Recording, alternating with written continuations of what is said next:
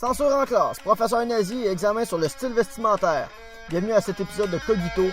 C'est parti!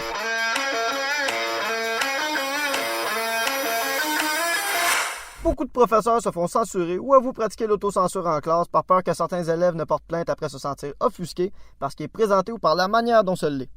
Mais cette censure devient peut-être abusive autant d'un point de vue pédagogique qu'un point de vue légal, parce que la Charte canadienne comme québécoise comprend la liberté d'expression, ce qui te permet à toi, petit citoyen, d'exprimer sans filtre tes pensées, tes croyances et ton opinion, même si généralement, ton opinion, tout le monde s'en c***. Et n'est illégal que les propos incitant à la haine. Et là, je le sais, il y a des petits finaux qui vont s'amuser à me dire « Mais comme les enseignants sont généralement tenus de fourrer leur opinion personnelle bien profonde dans le café, il devrait y avoir aucun propos incitant à la haine en classe, et donc aucune censure, donc aucun problème. » Et vous auriez raison, ma chère Karen. Mais non. Voyons un premier cas de figure ensemble.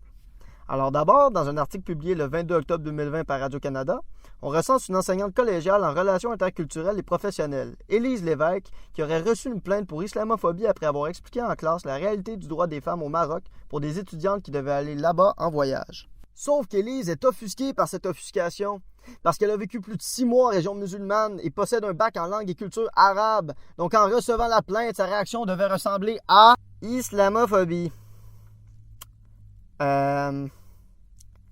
Fuck you. On a aussi le témoignage d'un enseignant collégial qui raconte qu'un de ses collègues qui voulait mettre à l'étude l'œuvre Putain de Nelly Arcan, qui raconte l'histoire d'une escorte étudiante à l'UQAM, a dû changer son œuvre sous l'obligation d'une étudiante qui, visiblement, ne voulait vraiment pas étudier le livre. Mais l'histoire la plus polémique est celle d'une professeure de l'Université d'Ottawa qui a été renvoyée pour avoir utilisé un mot comparable aujourd'hui au prénom de Voldemort. C'est le mot pas gentil qui commence par N et je vais le nommer juste une fois nègre. Désolé. Contrairement à l'UQAM, l'Université d'Ottawa n'a pas de convention collective qui protège ses professeurs dans des cas comme celui-là. Au final, elle a simplement voulu expliquer comment le mot a été réapproprié pour les droits de la personne. Il y a donc eu un usage strictement pédagogique, mais ça ne l'a pas empêché d'être renvoyé. On s'entend, c'est pas comme s'il était rentré dans la classe en criant « Retournez dans votre pays, bande de petits... » D'ailleurs, il y a plus de 600 enseignants qui ont signé une lettre qui défendait la liberté d'enseignement en soutien à cette professeure. Grosso merdo, il y a des enseignants tannés qui ne peuvent plus enseigner des réalités ou des concepts par peur de choquer et perdre leur job. Elle est là la nuance. Il y a censure non pas parce que l'enseignant tient des propos choquants, mais parce que le sujet contient des éléments choquants. Sauf que le système scolaire devrait servir la communauté et non satisfaire une clientèle, et il est là le danger. Mais, il y a l'autre extrême.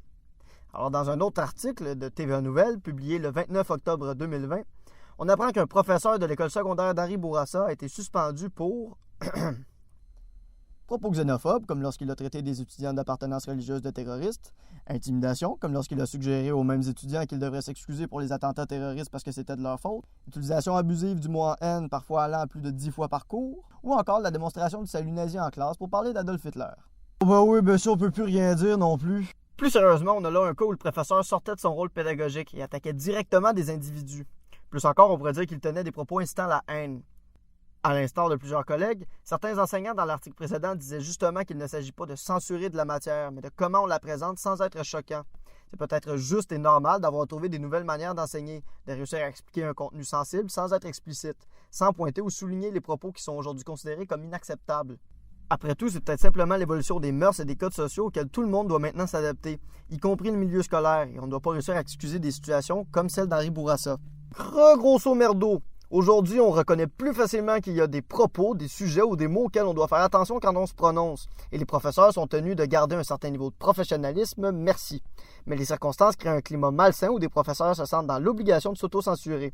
Parfois, ils se font censurer ou accuser parce qu'un étudiant se sent offusqué, et ça nuit à l'enseignement. Il faut donc un système qui encadre la liberté d'enseignement sans pour autant que les enseignants se retrouvent dotés d'une immunité totale. L'enjeu, c'est donc de déterminer quelle est la limite des enseignants. Sauf que cette ligne est extrêmement mince et difficile à définir. C'est un peu flou. Alors, je vais donner un exemple concret où la ligne est dure à définir. Au collégial, dans un programme technique d'intervention en délinquance, une enseignante aurait affirmé accorder des points par rapport au style vestimentaire des élèves en expliquant « Vous n'êtes pas censé vous habiller comme des délinquants, vous êtes censé intervenir auprès d'eux ». Bon, ben, on peut très bien dire que ça dépasse la limite parce que Que l'enseignante attribue des points sur un jugement complètement subjectif, à savoir celui d'un style vestimentaire et la perception de celui-ci. Elle se donne un pouvoir de jugement et de pénalisation qui ne lui revient pas nécessairement. Et le style vestimentaire d'une personne ne définit pas les compétences de quelqu'un dans un domaine. je crie discrimination. Mais la ligne est mince, car on pourrait aussi dire que cette enseignante doit pouvoir continuer avec sa méthode parce que Il est important d'apprendre à tenir un certain décorum en milieu de travail. Cette enseignante a étudié et appliqué sa matière dans sa carrière et donc connaît probablement l'importance et les effets des codes vestimentaires dans ce milieu de travail. Et cette évaluation a un lien direct avec la matière et n'est mise en application que pendant les heures de cours dirigées par cette enseignante. alors je crie oui. À ce que Madame Tousignan de 58 ans te dise que tes piercings sont f***ing laids. Bref, on est dans une ère de changement, d'ouverture sur la différence et la marginalisation. La discrimination est dénoncée et les communautés discriminées se font enfin entendre. Ça, c'est cool, c'est bien, c'est important. Mais les enseignants sont des professionnels formés pour créer un encadrement, transmettre leurs connaissances et leur savoir. C'est impératif d'être sensibilisé à la cause, car en tant qu'étudiant, peut-être futur parent d'étudiants ou futurs enseignants, vous aurez une réflexion et un travail de conscience collectif à faire pour trouver votre position et votre rôle dans cette problématique.